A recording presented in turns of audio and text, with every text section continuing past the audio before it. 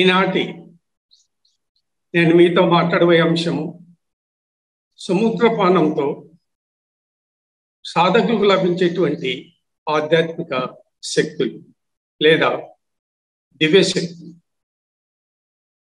సముద్రపానము అన్నటువంటి ఒక విధానము ఆరోగ్యం కొరకు ఇది ఒక independent and autonomous system of medicine కాదు. ఇది యోగ జీవితంతో, ఆధ్యాత్మిక జీవితంతో, లేకపోతే ధ్యాన జీవితంతో ముడిపడింది అన్నమాట.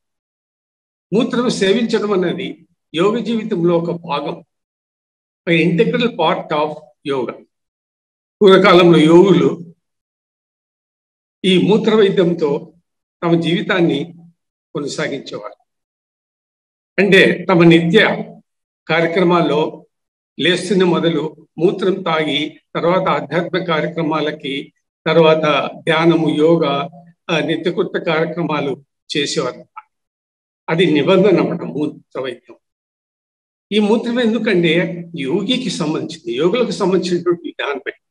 మనం సాధారణంగా ఈ రోజుల్లో ఏదో అనారోగ్యాలకు కానీ జబ్బును బాగా చేసుకోవడం కానీ మూత్రం తాగుతుంది.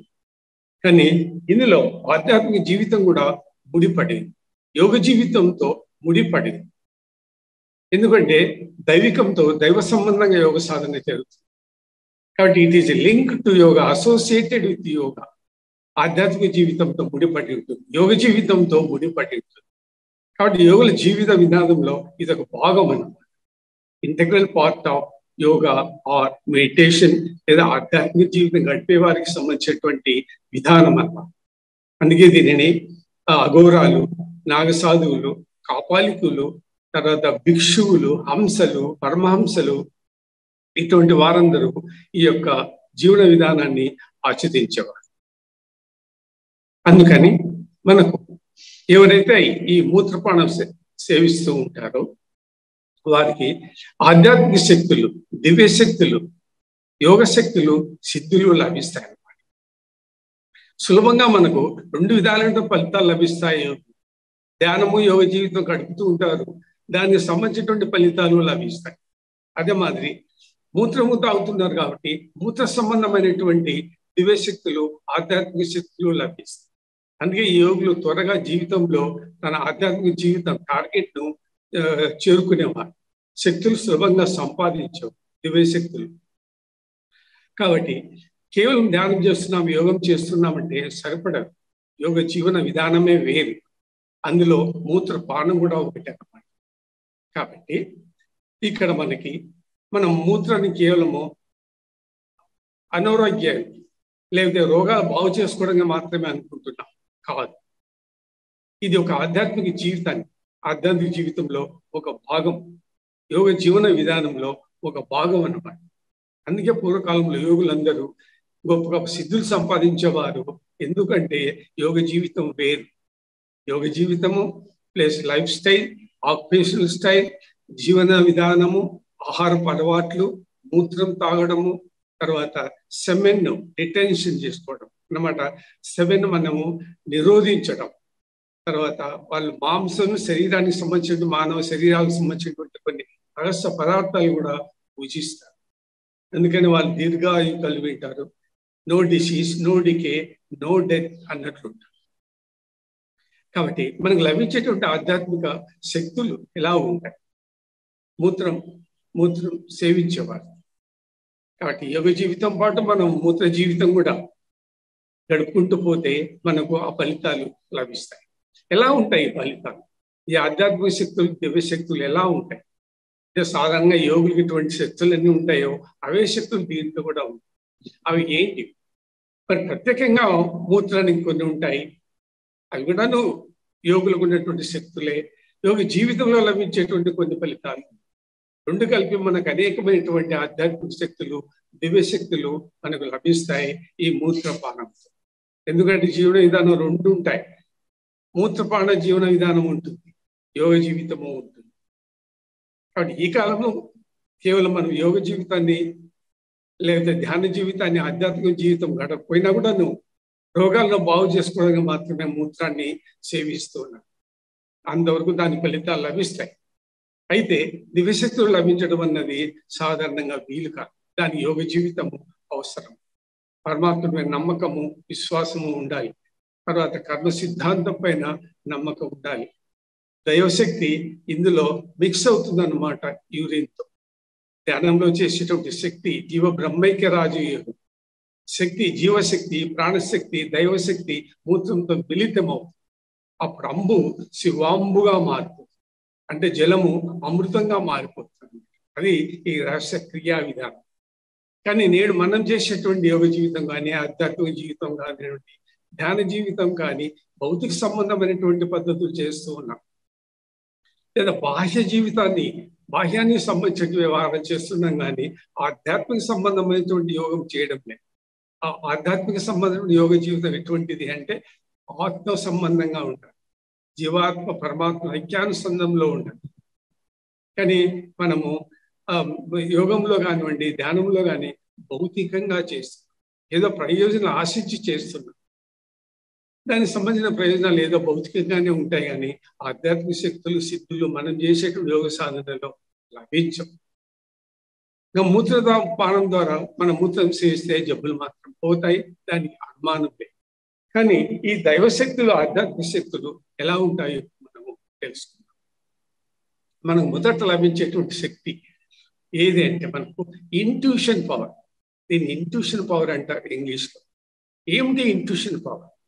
ఇంట్యూషన్ అంటే అంతర్బుద్ధి, అంతర్బుద్ధి, అంతర్దృష్టి. సైట్ కూడా ఇన్సైడ్ ఉండాలి. మనం శరీరం అంతరంలో గమనించినప్పుడే మనకు శక్తి ఉన్నట్టు. మనకుండేది ఈ యొక్క భౌతికమైనటువంటి కళ్ళు మాత్రమే. దీంతో మనం బాహ్య ప్రపంచాన్ని, దృశ్య ప్రపంచాన్ని మాత్రమే చూస్తాం. శరీరం అంతరంలో ఉండేటువంటి భాగాలని కానివ్వండి, రహస్యాలను కానీ మనం ఈ భౌతిక దృష్టితో, ఈ భౌతిక కళ్ళతో చూడలేం. దాన్ని మనకు అంతర్దృష్టి కావాలి.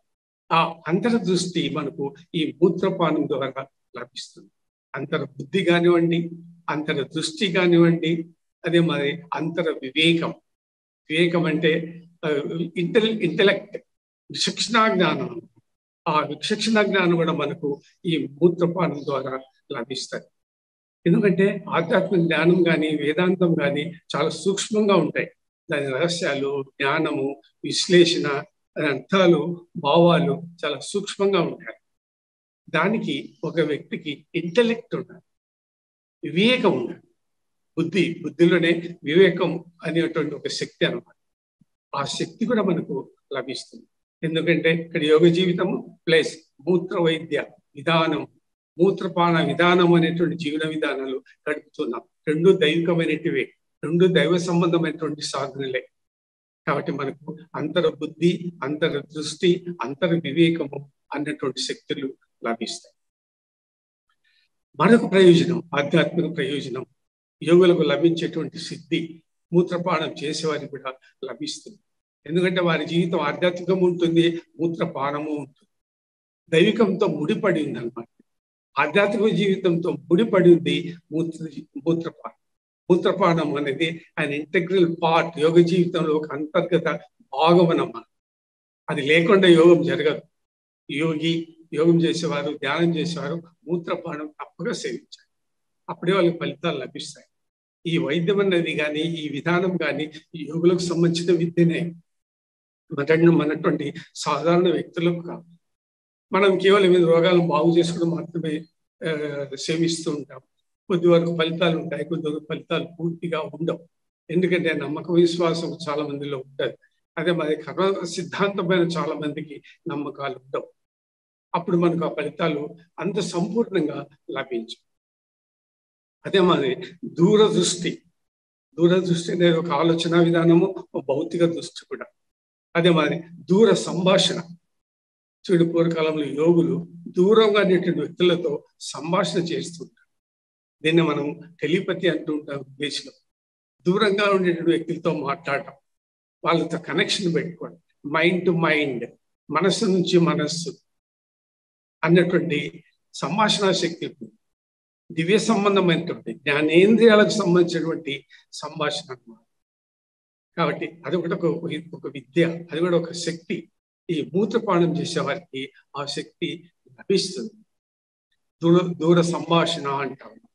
యోగులుగా ఆ శక్తి ఉంటాయి. ఎక్కడో హిమాలయాల్లో కానీ దూర ప్రాంతాల అడవులలో ఉన్నటువంటి యోగులు సాధారణమైనటువంటి సివిల్ సమాజంలో ఉండే వ్యక్తులతో సంబంధం ఏర్పరచుకుంటారు, పరిచయం ఏర్పరచుకుంటారు, వాళ్ళతో మాట్లాడతారు. తర్వాత ట్రాన్స్ కనెక్షన్స్ ఉంటాయి. తర్వాత హాస్టల్ సంబంధాలు ఉంటాయి. ఈ సంబంధాలని మనకు ఈ విద్యతో లభిస్తాయి. ఒకటి గుర్తుపెట్టుకోవాలి, ఎందుకంటే ఒకటి యోగ జీవితము, రెండవది మూత్రపాన జీవితం. మూత్రపానం అనేది ఒక దైవికమైనటువంటి విద్య, దైవ సంబంధమైనటువంటి విద్య అని గుర్తుపెట్టుకోండి. అది ఏదో మనం అనారోగ్యాల కొరకు తీసుకోవడం కాదు. దానిలో దైవశక్తి నిక్షిప్తమై ఉంటుంది. ఆ ప్రయోజనాలు కూడా మనకు లభిస్తాయి. కాబట్టి దూర సంభాషణ, దూర దృష్టి, దూర శ్రవణం, దూర దర్శనం, ఆకాశవాణి శక్తి. చూసారు, దూరదర్శనం. ఇప్పుడు చూడండి, మనము టీవీలలో చూస్తుంటాం. ఎక్కడో ఢిల్లీలో, విదేశాల్లో, ఇతర రాష్ట్రాల్లో జరిగేటువంటి, ఈవెన్ చంద్రమండలంలో జరిగేటువంటి సంఘటనల విషయాలు కూడా మనం చూస్తూ ఉంటాం టీవీలో. అది దూరదర్శన్.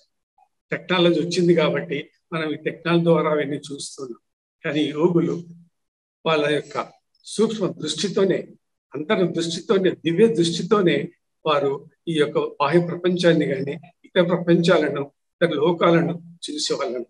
ఆ శక్తి మనకు లభిస్తుంది. అదే దూరదర్శన్, దూర శ్రవణం. ఏదో దూరంగా ఉండేటువంటి శబ్దాలు కూడా మనకి వినిపిస్తాయి. అదొక శక్తి. ఈ దూర శ్రవణం మనకి ఎందుకంటే, ఫ్రాన్స్ లో ప్రయాణం చేసేవారు, లేకపోతే ఆస్ట్రేలియానం చేసేవారు, లేకపోతే జీవాత్మను పరమాత్మను శరీరం నుంచి విడదీసి పరలోక యాత్ర, గ్రహాల యాత్ర, నక్షత్రాలు, అంతర్నక్షత్రాల ప్రయాణం చేస్తూ ఉంటారు కొద్దిమంది యోగులు. వాళ్లకు ఈ శక్తి ఉంటుంది. దాన్ని మనం దూర దర్శన్, దూర శ్రవణం అంటే. అదే మరి ఆకాశవాణి. ఆకాశం మన రేడియోలో వస్తుంటాయి శబ్దాలు, న్యూస్ వింటుంటాం. అవి ఎక్కడి నుంచి వస్తున్నాయి, ఎలా వస్తున్నాయి? ఆ శబ్దాలు కూడా మనం వినవచ్చు. రేడియో ఉంది కాబట్టి, టీవీ ఉంది కాబట్టి మనము ఈ ఆకాశవాణి వింటున్నాం. అది లేని టైంలో ఎలా ఉండేది? కానీ పూర్వకాలంలో యోగులకి ఈ శక్తి ఉండేది. ఆకాశవాణి శ్రవణం, దూర శ్రవణం, దూర శబ్దాలు, దూరంలో ఉండేటువంటి దృశ్యాలు. ఫ్రాన్స్లో పోయేవాళ్ళు, ఇతర గ్రహాల్లో ప్రయాణం చేసేవారు, పరలోకయానం చేసేవారు, గగన ప్రయాణం చేసేవారు, వీళ్ళందరికీ ఆ శక్తి ఉంటుంది.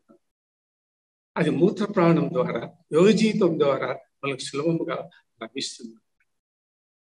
కాబట్టి దివ్య దృష్టి లభిస్తుంది.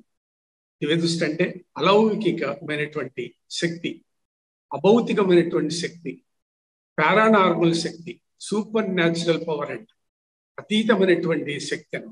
ఆ దృష్టిని దాన్ని దివ్య దృష్టి అంట. అంటే మామూలుగా మానవులకు ఉన్నటువంటి భౌతిక దృష్టి కాకుండా అతీత శక్తి. ఏవైతే మనం ఈ భౌతిక కళ్ళతో చూడలేకపోతున్నామో వాటినన్నిటి మనము ఈ శక్తితో చూడవచ్చు అన్నమాట. దాన్ని దివ్య దృష్టి అంట. అదే మాదిరి వాక్శుద్ధి, నోటికి శుద్ధి. వాక్శుద్ధి అనేటువంటి శక్తి ఉన్నట్లయితే మన నోటితో ఏం మాట్లాడితే అవి నిజమైపోతాయి. దాన్ని వాక్శుద్ధి అంటాం. అదే మన సంకల్ప శక్తి. మనకు సంకల్ప శక్తి వస్తుంది. సంకల్పం అంటే ఏది సంకల్పిస్తామో అది తక్షణం నిమిషంలో జరిగిపోవడం. దాన్ని మనం సృజనేచ్ఛ శక్తి అంటాం. కాబట్టి మనం ఏది సంకల్పిస్తామో, ఏది కోరుకుంటామో దాన్ని క్షణకాలంలో జరిగేటట్లు చేయడం. ఇప్పుడు దేవతలు, ఋషులు పనులు చేస్తుంటారు. వారు ఏది సంకల్పిస్తారో అది క్షణకాలంలో జరిగిపోతుంది. దాన్ని మనం సంకల్ప శక్తి అంటాం. ఈ సంకల్ప శక్తి మనకు రావాలంటే మనకు వాక్శుద్ధి ఉండాలి. ఈ వాక్శుద్ధి రావాలంటే మనం మూత్రం తాగాలి. మూత్రం భౌతిక పదార్థమే, దాంట్లో రసాయనాలు ఉన్నాయి. కానీ వాడు మర్చిపోకూడదు, మీరు దానిలో దివ్యశక్తి కూడా మిళితమై ఉంది అని గ్రహించాలి. ఆ దివ్యశక్తితోనే మనకు ఈ శక్తి కూడా లభిస్తాయి. వాక్శుద్ధి, సంకల్ప శక్తి కూడా లభిస్తుంది. అదే మనం చూడండి, స్పష్టత. మన ఆలోచనలో కానీ, మాటల్లో కానీ, తర్వాత దృశ్యంలో కానీ స్పష్టత ఉండాలి, క్లారిటీ. ఆ క్లారిటీ లేకపోతే మనకు కన్ఫ్యూజన్ వస్తుంది. ఆధ్యాత్మిక రంగంలో ప్రతి ఒక్క వ్యక్తికి యోగ జీవితం గడిపే వారికి ఆ యొక్క స్పష్టత, క్లారిటీ అనేది ఉంది.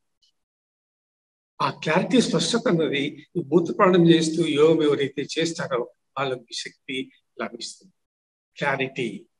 అదే మాది తీక్షణ శక్తి, తీక్షణంగా ఆలోచించడం, తీక్షణంగా చదవడము, తీక్షణంగా దాన్ని అర్థం చేసుకోవడము, ఇటువంటి ఒక ఎటువంటి మేధా సంబంధమైనటువంటి శక్తులు.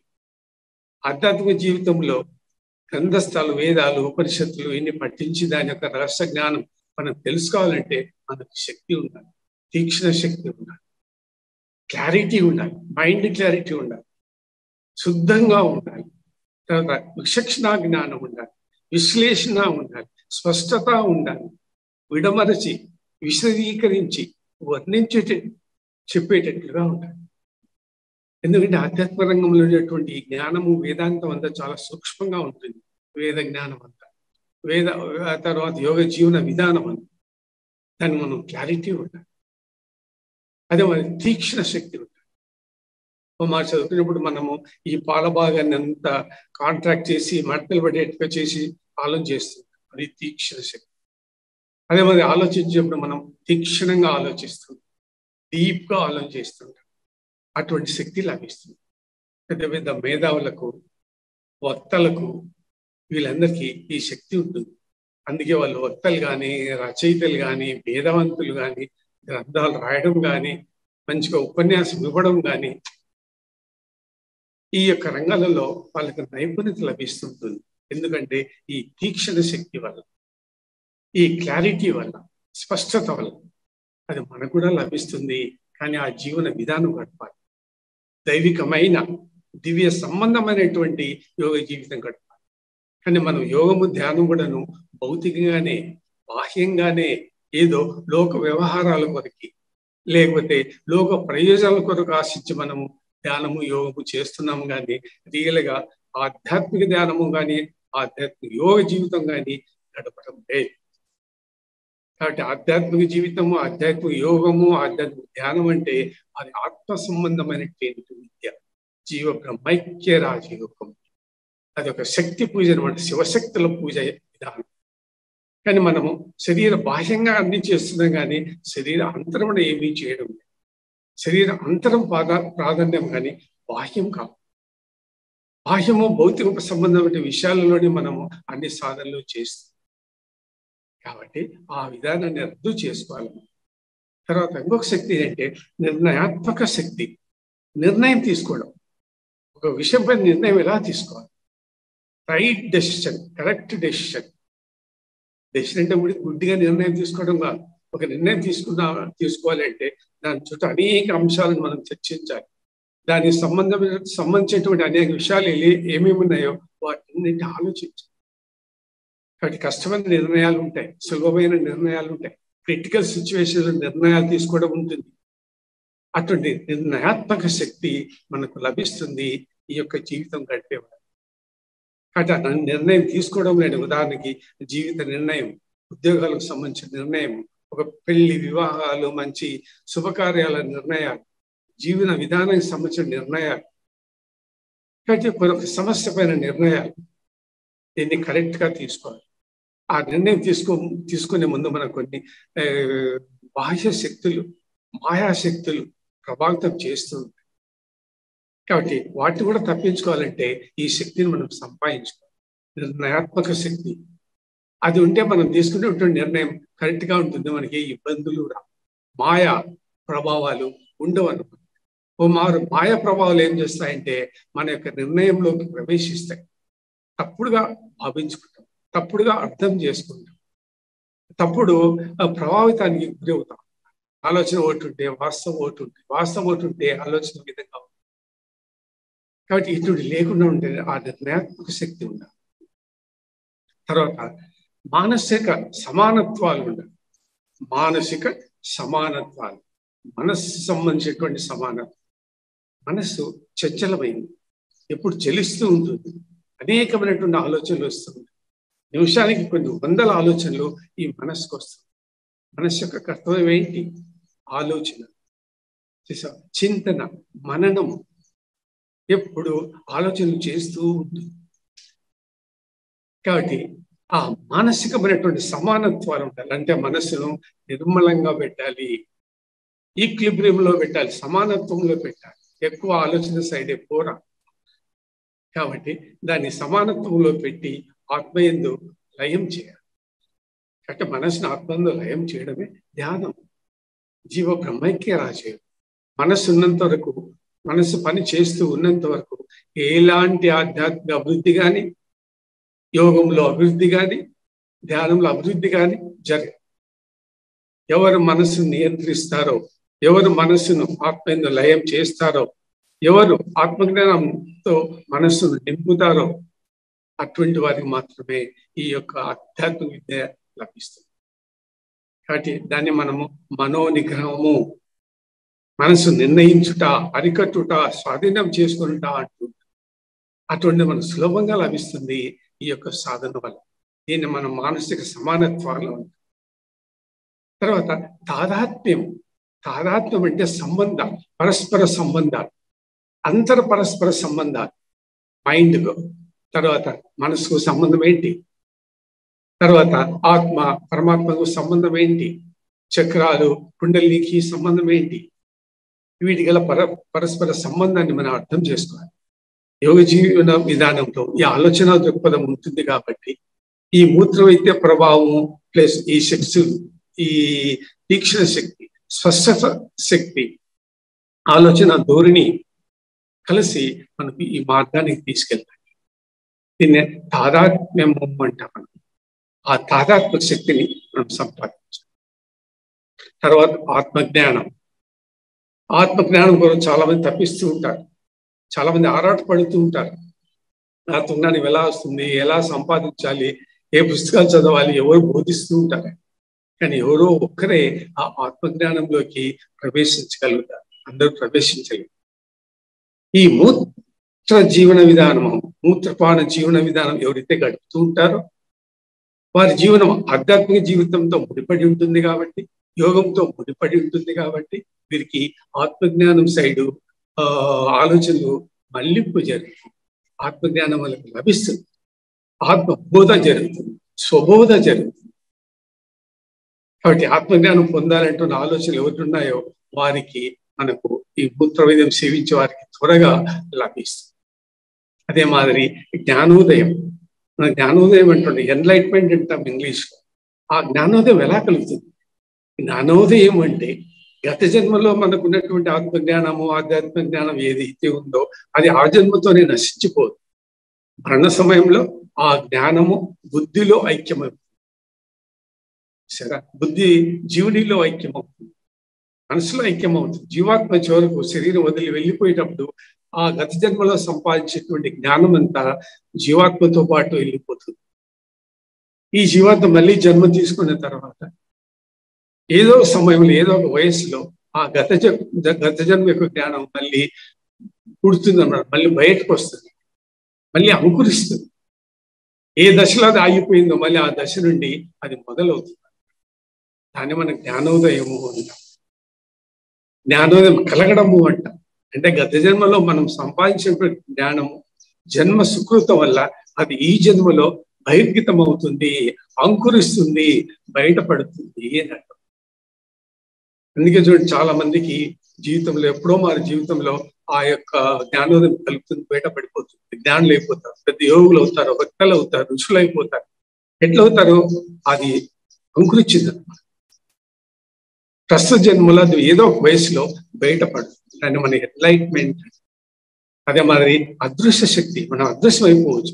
ఇప్పుడు అఘోర బాబాలు చూడండి, వేల లక్షల మంది ఈ యొక్క ఈ జలోత్సవానికి వస్తుంటారు అన్నమాట, కుంభమేళకు. వాళ్ళు ఎక్కడుంటారో ఎవరికి తెలియదు, వాళ్ళు అదృశ్య రూపంలో ఉంటారు. కానీ ఆ కుంభమేళ సమయానికి అక్కడికి వచ్చి చేరుతారు. వాళ్ళు ఏ మార్గంలో వస్తున్నారు, ఎక్కడి నుంచి వస్తున్నారు ఎవరికి తెలియదు, మళ్ళీ ఎలా పోతారో ఎవరికి తెలియదు. లక్షల మంది వస్తూ ఉంటారు. వాళ్ళు రైలు సౌకర్యాలు కానీ, బస్సు సౌకర్యాలు కానీ ఏమీ ఉండవు. అదే మామూలు మనకు గ్రామాలలో ఏదైనా ఉత్సవాలు ఇవి జరుగుతూ ఉంటాయి, గవర్నమెంట్ బస్సులు అరేంజ్ చేస్తుంది, ట్రైన్స్ అరేంజ్ చేస్తుంది భక్తులకి. కానీ ఈ అఘోర బాబులు ఎక్కడి నుంచి వస్తారు, ఈ నాగసాధులు ఎక్కడి నుంచి వస్తారు? వాళ్ళు అదృశ్య రూపంలో ఉంటారు. కాబట్టి మూత్రం తాగే వాళ్ళు ఎవరంటే ఈ యొక్క అఘోర బాబాలే. అఘోర బాల్యం మూల పురుషులు ఈ మూత్ర వైద్యాన్ని. అంటే వీరు కూడా ముందు తరం నుంచి వచ్చారు. వాళ్ళని మన కాపాలికులు అంటాము. ఇప్పుడు కాపాలికుల జాతి లేదు. వాళ్ళ అతీత జీవన విధానం పాటించేవారు కాబట్టి అది అర్థమైపోయింది. వారి యొక్క కల్ట్, వారి యొక్క డెరైవేటివ్స్ ఈ అఘోర భావం. ఈ అదృశ్య శక్తి వాళ్ళకు ఉంటుంది, నాగసాధువులకు ఉంటుంది, భిక్షులకు ఉంటుంది. అదృశ్యమైపోతుంటారు. మళ్ళీ ఇప్పుడు ఎక్కడ కావాలంటే అక్కడ కనిపిస్తూ ఉంటుంది. ఆ శక్తి కూడా లభిస్తుంది. అదే మాది సదృశ్య గంధర్వ శక్తి. సదృశ్య గంధర్వ శక్తి, గంధర్వులు ఉంటారు. గంధర్వులు మనకు కనిపించారు. ఓ చోట ఉంటారు, మన క్షణంలో ఇంకో చోట ఉంటారు. అక్కడ కనిపిస్తారు, ఇక్కడ కనిపిస్తారు, మళ్ళీ ఎక్కడో కనిపిస్తారు. కానీ వాళ్ళు దృశ్యంలో ఉంటారు, సదృశ్యంలో ఉంటారు.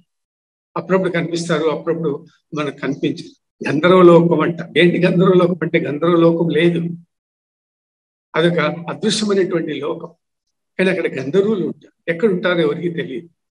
అదొక ఇమాజినరీ మాయా ప్రపంచం. అక్కడ గంధర్వులు జీవిస్తూ ఉంటారు. అటువంటి శక్తి కూడా మనకు లభిస్తుంది. ఇంకా కాకుండా పాస్ట్, ప్రెజెంట్ అండ్ ఫ్యూచర్ సంఘటనలు కానీ విషయాలను కానీ మనం చెప్పగలం. భూత భవిష్యత్తు వర్తమాన కాలానికి సంబంధించిన సంఘటనలు కానివ్వండి, విషయాలు కానీ మనం సులభంగా చెప్పగలుగుతాం. అది కూడా ఒక శక్తి మనకు లభిస్తుంది. థర్డ్ ఐ ఓపెనింగ్, మూడవ కన్నుని మనకు ఉంటుంది. దాన్ని జ్ఞానేంద్రియాలు అంటాం. అవి భౌతిక కన్నులు కాదు, జ్ఞానేంద్రియాలు, మనోనేత్రాలు అంటాం. అది పీనియల్ గ్లాండ్ అనే ఒక గ్లాండ్ మన శరీరంలో, తలలో, మెదడు కింది భాగంలో ఉంటుంది. ఆ పీనియల్ గ్లాండే మనము ఈ మూడవ కన్ను అంటుంటాం.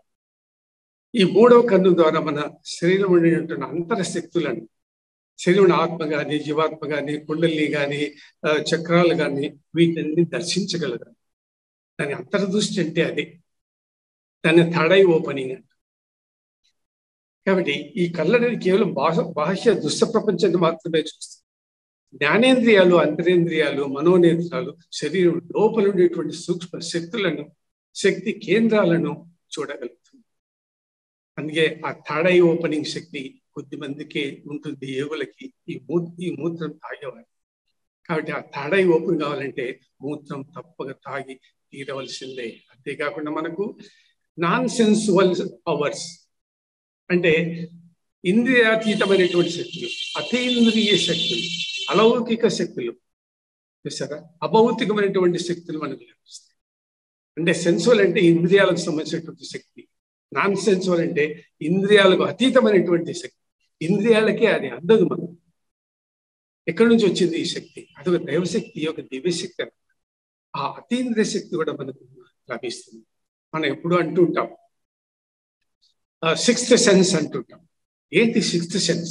మనకు ఉండేది 5 సెన్సెస్, జ్ఞానేంద్రియాలు 5. అది కాకుండా సిక్స్త్ సెన్స్ కూడా ఉంది. మరి సిక్స్త్ సెన్స్ ఎక్కడ ఉంది? మన ఎక్కడా లేదు. జ్ఞానేంద్రియాలు ఉండేది 5: కళ్ళు, ముక్కు, స్పర్శ, చెవుడు.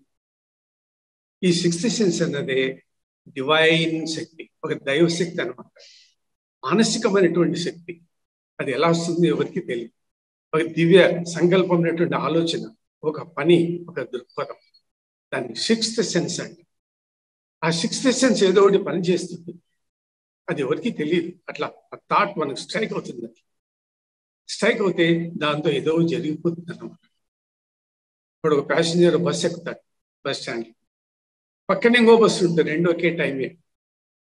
వీడు బస్సు దిగేసి రెండో బస్సులో కూర్చుంటాడు.